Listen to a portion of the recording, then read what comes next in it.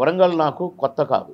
చిన్నప్పటి నుండి మా చిన్నాన్న అంటే మా అమ్మ సొంత చెల్లెలు ఆమె భర్త ఆజంజాయి మిల్‌లో పనిచేసేవారు సూపరింటెండెంట్‌గా. జాన్ వారి పేరు. నేను అక్కడ ఆజంజాయి మిల్ ఆ గ్రౌండ్‌లోనే ఆడుకునేవాడిని ఎప్పుడు. ప్రతి Sunday compulsory Khammam to Warangal వచ్చేవాడిని నేను. 3వ తరగతి నుంచి కూడా ప్రతి వేసవి సెలవుల్లో నేను వరంగల్‌లోనే ఉండేది. నేను పుట్టింది వరంగల్ జిల్లాలో, వరంగల్‌లోనే బొజ్జన్నపేటలో పుట్టాను. బలపాలలో బొజ్జన్నపేటలో చదువుకున్నాను. మా నాన్న టీచర్‌గా పనిచేశారు ఇక్కడ. ఇది కూడా చాలా మందికి తెలుసు. బొజ్జన్నపేట వాళ్ళు కూడా చాలామంది నాకు ఫోన్లు చేస్తుంటారు. మీ ఊరు నుంచి సార్ అంటారు నన్ను. కనుక ఈ ఎర్రబెల్లి దయాకర్ రావు గారు ఎంపీగా పోటీ చేసినప్పుడు, నేను ప్రచారం చేసేటప్పుడు ఈ అన్ని ఈ మొత్తం ఇప్పుడు నేను ఎంపీగా పోటీ చేసే కాన్స్టిట్యున్సీ అప్పుడు కూడా ఇదే 7 కాన్స్టిట్యున్సీలు ఉండే. నన్ను ఎక్కడికి వెళ్ళినా నువ్వు ఇక్కడ పుట్టినావు కదా, ఈడ పోటీ చేయాలి కదా, నువ్వు ఎక్కడో ఉండి పోటీ చేయటం ఏంటి ఇట్లా నన్ను అడిగారు. టైం వచ్చినప్పుడు తప్పకుండా వరంగల్ నుంచి పోటీ చేస్తున్నాను అన్న. బీజేపీలో చేరినప్పుడు కూడా నాకు వరంగల్ ఎంపీ టికెట్ ఇస్తే చేరతా, లేకపోతే నాకు పాలిటిక్స్ వద్దు, నేను ఏ పార్టీలో చేరను అని చెప్పిన. సరే వాళ్ళు ఇస్తామన్నారు, ఇవ్వలేదు పోయినసారి.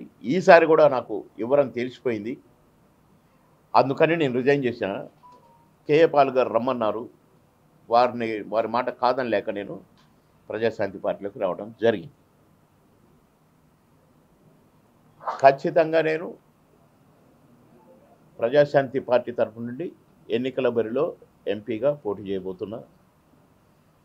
కొన్ని పార్టీలు మరి పార్టీలు చేస్తున్నాయా, మీడియా చేస్తుందో తెలియదు.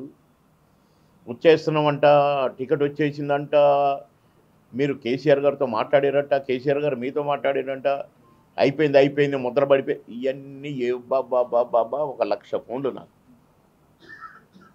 మీడియా ఆల్మోస్ట్ ఒక 50 మంది అన్నా నాకు ఫోన్ చేశారు. కానీ నేను వైజాగ్లో ప్రచారం చేసుకుంటున్నా. నాకు కొంచెం బ్యాక్ పెయిన్, అప్పుడు చిన్నప్పుడు ఎప్పుడు ఎక్సర్సైజ్ చేసినప్పుడు ఏదో చిన్న నొప్పి, అది ఇప్పటికే అంటే ఎక్కువ స్ట్రెయిన్ అయినప్పుడు రిపీట్ అవుతుంది. ఈ మధ్యనే అది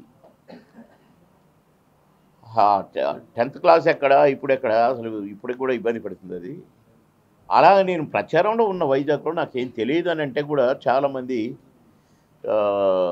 ఈ ఫోన్లు రకరకాలుగా ఫోన్లు చేయటాలు మొదలు పెడితే వెంటనే వైజాగ్లో కేఏ పాల్ గారు నేను మీటింగ్ పెట్టి, నేను ప్రజాశాంతి పార్టీ తరపునే ఉన్నాను, నేను ఏ పార్టీలో ఫోను పోయే ప్రశ్నే లేదు, కొన్నారట నీకు కొన్నారట అన్న పద్ధతిలో మాట్లాడితే నన్ను కొనేవాడు ఈ భూమి మీద పుట్టలేదయా అని చెప్పిన. కనుక ఇలాంటి పుకార్లు కరెక్ట్ కాదు. కనుక మీడియా ద్వారా విజ్ఞప్తి చేస్తున్నాను, ఇలాంటి చౌకబారు చీఫ్ పాలిటిక్స్ ఆడకండి ప్లీజ్. మంచిగా హెల్దీ పాలిటిక్సే ఆడదాము.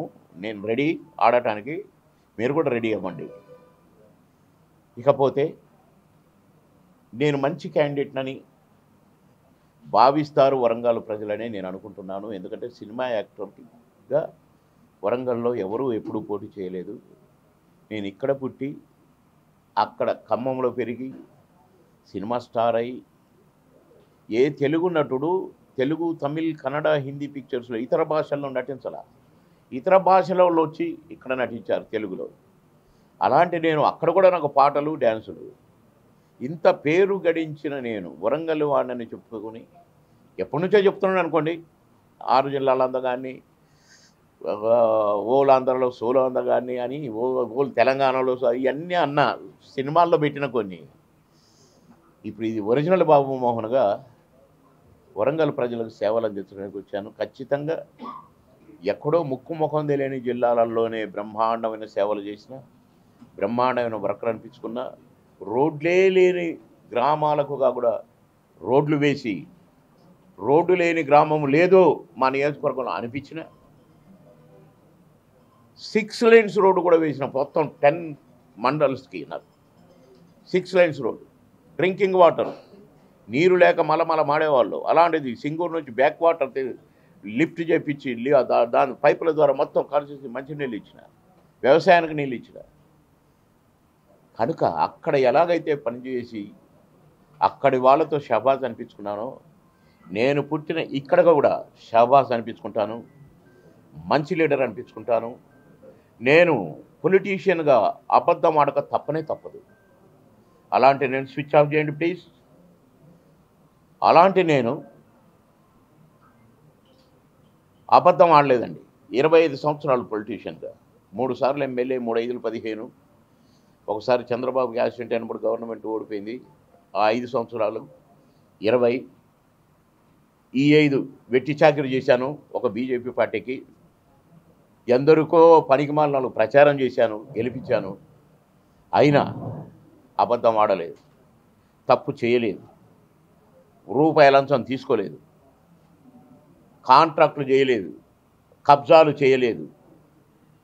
ఫెయిర్ వైట్ పేపర్, ఎట్లయితే సినిమా యాక్టర్ ఎంటర్ అయ్యానో పాలిటిక్స్లో, అదే వైట్ పేపర్గా వరంగల్లో ఎంటర్ అయ్యాను. ఆడ తప్పులు చేసి చీచీ అనిపించుకొని, తూతూ అనిపించుకొని వరంగల్ గడ్డ మీద కాలు పెట్టలా. ఫెయిర్ లీడర్, ఫెయిర్ బాబుమోహన్ అనే అడుగుపెట్టాను. కనుక వరంగల్ ప్రజలకు నాకు విజ్ఞప్తి, నాలాంటి వాడిని గెలిపించండి. ఒక మంచి మనసుతో మంచి చేయాలని వచ్చాను, మంచి సేవలు అందించాలని వచ్చాను. అలాగే కేఏ పాల్ గారు కూడా వైట్ పేపర్, వారు కూడా ఎన్నో సభలు పెట్టారు వరంగల్లో. అమెరికా ప్రెసిడెంట్గా ఉన్న వారిని, ఇప్పుడు అమెరికా ప్రెసిడెంట్ గారిని వరంగల్ కూడా తీసుకొచ్చారు వారి సభలకి. ఇంకా చాలా ఓలీఫీల్డ్ అనే ప్రపంచ బాక్సర్, ఆయన కూడా తీసుకొచ్చారు ఇక్కడికి.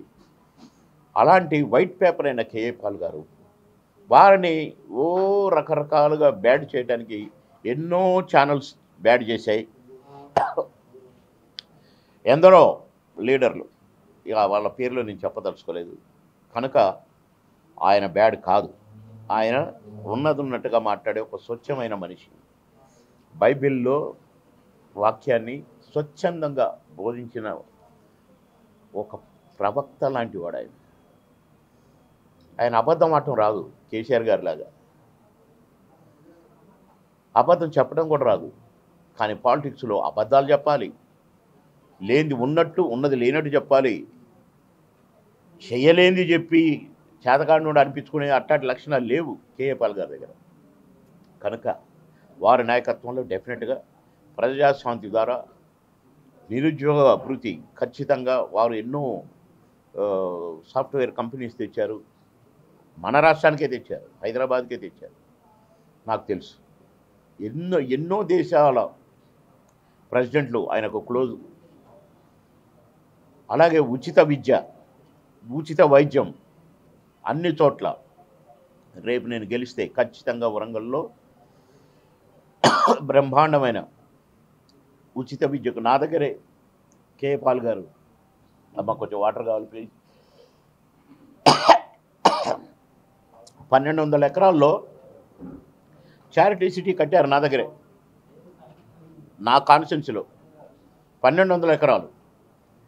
ప్రతి గ్రామంలో వెళ్ళి, ప్రతి గ్రామంలో పేద పిల్లలందరినీ తెచ్చి వాళ్లకు హాస్టలు నా దగ్గర ఉంది. సదాశివపేటలో పేద పిల్లలందరినీ తెచ్చి ఉచిత విద్య, పెద్ద హాస్టలు, పెద్ద స్కూలు, మంచి విద్య నేర్పేవాళ్ళు టీచర్స్ పెట్టి బ్రహ్మాండంగా ఉండే.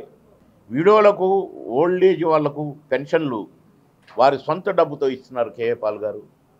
వరంగల్ జిల్లాలో కూడా ఎంతమంది పేదవాళ్ళు ఉన్నారో వారికి అందరికీ పెన్షన్లు, విడో పెన్షన్లు ప్లస్ ఓల్డ్ ఏజ్ పెన్షన్లు వారు ఇచ్చే ఆ లక్షలలో మన దగ్గర కాదు. ఒక్కళ్ళు పెన్షన్ లేదు అని ఫీల్ అవడానికి వీలు లేకుండా వారి సొంత డబ్బుతో, అఫీషియల్గా కాదు, నేను చేయిస్తా ప్రజాశాంతి పార్టీ ద్వారా. ఇంకా చాలా ఉన్నాయి. ఇది మొదటి స్పీచే కాబట్టి నేను ఎక్కువగా అది ప్రచారం మొదలుపెట్టిన రోజు నుంచి ఆ వ్యవహారం మాట్లాడతాను. ఇప్పుడు నేను మంచి లీడర్గా మీ ముందుకు వచ్చాను, మంచి మనసుతో వచ్చాను, సేవాభావంతో వచ్చాను. నా వృత్తి పాలిటిక్స్ కాదు, నా వృత్తి సినిమా యాక్టింగ్. ఇది సేవ కోసమే నన్ను ఎన్టీ రామారావు గారు, తమ్ముడు నువ్వు చాలా బాగా మాట్లాడుతావు, ప్రచారానికి వెళ్ళు, వారికి ప్రచారం చేసి వారిని గెలిపించుకురా అని పంపారు నన్ను. ఆయన ఏ నోటితో ఎట్లా అన్నాడో ఆ రోజు నుంచి నేను ప్రచారం చేయడం మొదలుపెట్టాను. అదే పార్టీకి నేను ఎమ్మెల్యేగా కూడా అయ్యాను, 3 సార్లు ఎమ్మెల్యే అయ్యాను, మంత్రిగా అయ్యాను. మరి ఇన్నై మీ దగ్గరకు వచ్చిన నన్ను మీ హక్కున చేర్చుకుంటారని, మీ ప్రేమాభిమానాలు నాకు చూపుతారని, ప్రేమతో నన్ను ఓటేసి మీ తమ్ముడిగా, మీ అన్నగా, మీ సొంతవాడు అనిపించుకుంటారని మీకందరికి కూడా విజ్ఞప్తి చేస్తున్నాను, కోరుకుంటున్నాను. అందరికీ నా నమస్కారం.